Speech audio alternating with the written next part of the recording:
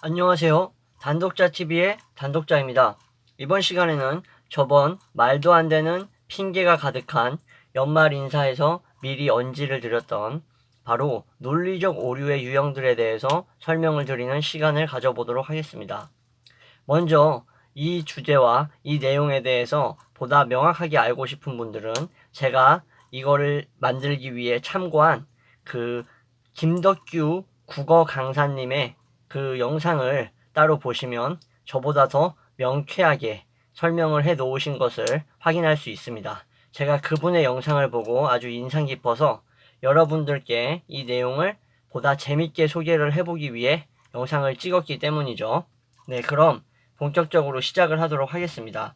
먼저 오류에는 형식적 오류와 비형식적 오류로 나뉜다고 볼 수 있습니다.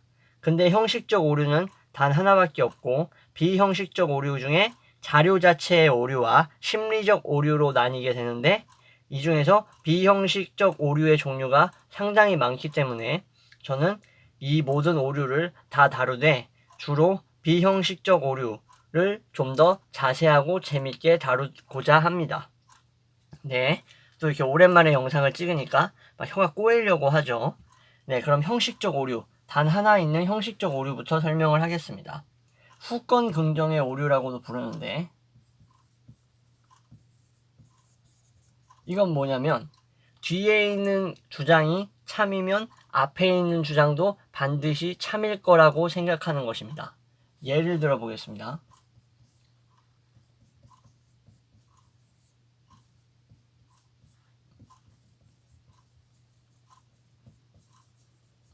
A지역에 눈이 많이 왔다. 그래서 마을로 가는 길이 차단됐다.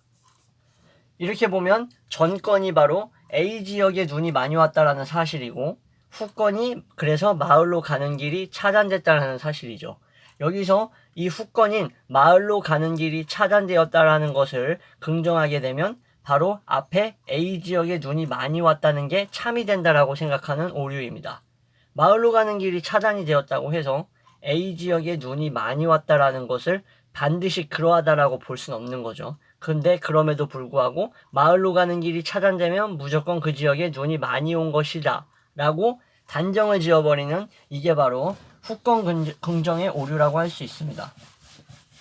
형식적 오류는 바로 이 후권 긍정의 오류 하나만 있는 거죠. 다음으로 중요한 건 이제 비형식적 오류들인데 자료 자체의 오류 첫 번째,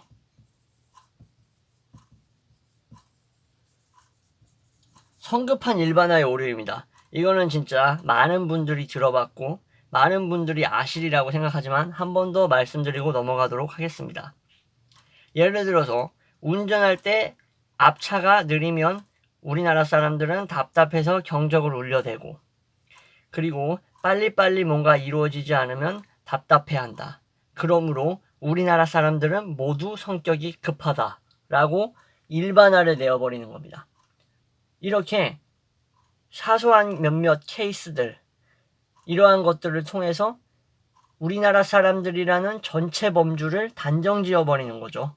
일반화를 시켜버리는 겁니다. 사소한 사례들로. 네, 이걸 바로 성급한 일반화의 오류라고 할 수 있죠. 두 번째는 원칙 혼동의 오류입니다. 원칙 혼동의 오류는 우연의 오류라고도 불리는데 일반적 원칙과 우연을 혼동하는 거예요. 예를 들어 보겠습니다. 거짓말을 하는 것은 잘못이다. 그렇기 때문에 의사가 거짓말을 하는 것도 잘못이고 그래선 안 된다. 이것은 바로 원칙 혼동의 오류의 예라고 할 수 있습니다. 그럼 거짓말하는 게 잘못이니까 의사가 거짓말을 하면 안 되면 예를 들어서 이제 병이 너무 심각해서 뭐 예를 들어서 뭐라고 할까요? 뭐 폐암 말기 뭐 이런 게 또 심각한 병이고 더 이상 뭐 손을 쓸 수 없는 뭐 에이즈 환자 거의 뭐 죽음을 앞둔 에이즈 환자라고 합시다.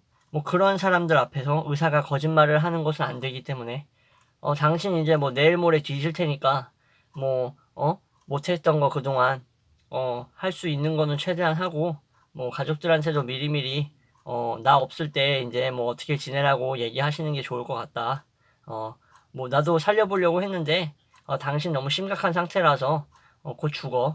이렇게 얘기하는 게 과연 맞을까? 아니면 지금 상황이 별로 좋지 않지만 그래도 우리가 긍정적인 상황을 만들기 위해 우리가 최선을 다해서 이 병을 반드시 이겨내도록 노력해보자. 이런 식으로 말을 하는 게 맞는가 했을 때 후자의 경우 거짓말이라고 하더라도 이것이 바로 진짜 의사라면 이런 식으로 얘기를 해야 된다라는 걸 우리는 누구나 다 알고 있죠. 뭐 말기 환자라고 해서 당신 내일 모레 뒤져 라고 이런 식으로 솔직하게 말하는 의사는 제가 봤을 때는 없다라고 생각을 합니다. 이러한 것을 바로 원칙 혼동의 오류라고 볼 수 있습니다. 일반적 원칙인 거짓말을 하는 것은 잘못이다라는 것과 의사가 거짓말을 해서는 안 된다. 그러나 의사는 환자의 입장에서 거짓말을 할 수도 있다라는 이러한 우연을 혼동하는 거라고 할 수 있겠죠. 세 번째는 무지의 호소입니다. 무지의 호소는 뭐냐? 어떤 것이 거짓이나 참임을 증명하지 못하면 그것은 참이나 거짓이라고 생각하는 겁니다. 예를 들어 보면 이 세상에 귀신은 없다.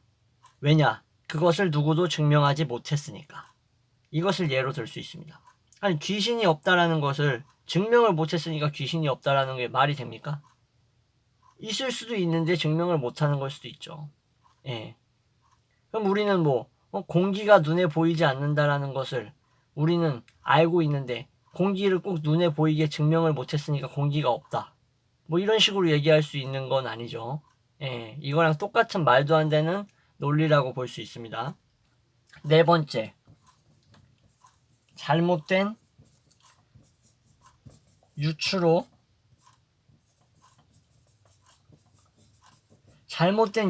인한 오류입니다. 예를 들어 보겠습니다. 그 사람은 기독교인인 게 틀림이 없어. 왠 줄 알아? 그 사람 집안은 기독교 집안이니까. 이겁니다. 아니 기독교 집안인 사람의 그 가정에서 태어난 사람은 무조건 기독교인입니까? 아니죠. 예, 그럴 확률이 높지만 무조건 그렇다고 유추할 수는 없는 거죠. 예, 기독교 집안인데도 불교일 수도 있고 이슬람교일 수도 있고 힌두교일 수가 있죠. 그것을 바로 잘못된 유추로 인한 오류라고 합니다. 다섯 번째입니다. 순환 논증의 오류입니다. 순환 논증의 오류는 예를 들면 이런 겁니다. 주장을 근거로 다시 쓰는 약간 카드로 말하면 돌려막기 같은 건데 통이 큰 사람들은 고급진 옷을 입는다. 왜냐하면 고급진 옷을 입는 사람들은 통이 크기 때문입니다. 예를 들면 통이 큰 사람들, 씀씀이가 큰 사람들은 고급 옷을 입는다라는 게 왜 그런지를 설명하는 게 아니라 그 주장과 근거를 바꿔서 고급진 브랜드의 옷을 입는 사람이 씀씀이가 크기 때문이다라는 것은 순환 논증이죠. 말이 안 되는 겁니다. 여섯 번째는 유명하죠. 이것도 흑백 논리의 오류. 흑백 논리의 오류인데 좀 재밌는 예를 들어보도록 하겠습니다. 재밌는 예를. 남자들이 이런 생각들을 많이 하죠. 딱 여자를 딱 보고 저 여자는 날 좋아하는 게 틀림없어. 이렇게 얘기합니다. 그럼 이제 얘기하겠죠. 아니 왜? 어째서? 이런 얘기하겠죠. 너한테 표시했어? 줬어? 신호를 보냈어? 이러면은 이제 이렇게 대답을 합니다. 싫어한다고 나한테 얘기 안 했으니까. 기가 막히죠. 네. 싫어한다고 얘기를 안 하면 나를 좋아하는 겁니다. 말도 안 되는 흑백 논리의 오류죠. 예, 많은 남자분들이 이런 생각을 하고 있을 겁니다. 아직까지도. 네. 오늘 크리스마스 이브인데 이런 생각하고 계시면 지금 제 영상 보시면서 갖다 버리시길 바랍니다. 그런 생각. 네. 다음은 이제 좀 지울게요. 이제 좀 지우고 원인 오판의 오류라는 게 있습니다. 원인 오판의 오류. 이건 뭐냐면은 선후 관계, 먼저 일어나고 나중에 일어난 관계를 마치 인과관계인 것처럼 혼동하는 겁니다. 예를 들어 보겠습니다. 뭐 운동선수로 치면 징크스를 예로 들 수 있는데, 큰 경기를 앞두고 어떤 세계적인 운동선수가 노란색 팬티를 입는다고 합시다. 그리고 나서 경기를 이겼다고 쳐요. 네. 그러면 여기에는 시간적인 선후관계만 있는 거죠. 큰 경기를 앞두고 팬티를 입은 건 경기하기 전이고, 그리고 나서 경기를 이긴 건 그 이후죠. 근데 노란 팬티 때문에 경기를 이겼다고 생각하고 계속 큰 경기가 있을 때마다 노란 팬티를 입는 겁니다. 이런 걸 바로 원인 오판의 오류라고 합니다. 다음에 8번째로 분할과 합성의 오류입니다. 분할과 합성의 오류. 이거는 전체가 참이면 부분도 참이라고 생각하는 오류입니다. 예를 들어서 월드컵에서 우리가 2002년 4강 신화를 이룩했는데, 이러한 우리 한국 팀을 보고 한국 선수 개개인이 모두 4위의 실력일 거라고 착각을 할 수가 있다라는 겁니다. 예를 들어서 한국 팀 자체가 4위를 한 거지 한국 선수 개개인이 4위 실력인 건 아니지 않습니까? 그죠? 예를 들면 또 김밥, 아이스크림이나 뭐 초콜릿 같은 게 다 맛있으니까 이것들을 비빔밥처럼 양푼 그릇에다 넣고 섞어가지고 먹으면 맛있을 거야 라고 생각하는 거.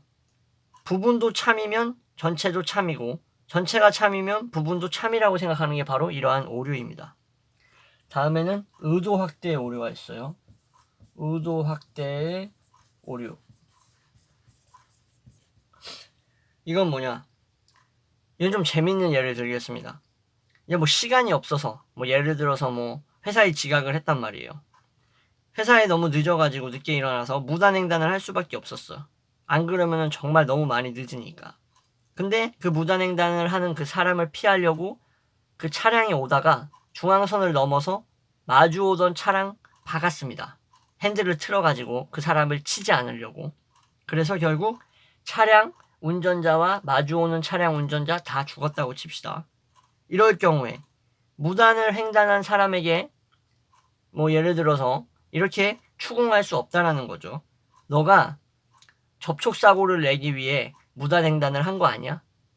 이게 바로 의도 확대의 오류라는 겁니다. 이 사람은 그냥 단지 회사에 늦었기 때문에 무단횡단을 한 건데, 그 무단횡단으로 인해서 마치 나비효과처럼 차량 추돌 사고로 인해 사상자가 났다고 쳐서 그 사상자들을 죽이기 위해 무단횡단을 했다고 얘기하는 건 바로 이 무단횡단자의 의도를 확대한 거죠.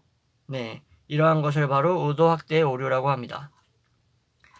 네, 이렇게 지금까지 말씀드린 게 바로 자료 자체의 오류, 즉 비형식적 오류 중에서 자료 자체의 오류를 설명을 드렸고요. 네, 다음 시간에는 이 비형식적 오류 중에 심리적인 오류의 유형에 대해서 여러분들께 재밌게 비유를 들어서 설명을 해드리도록 하겠습니다. 그럼 다음 시간에 다시 뵙겠습니다. 감사합니다.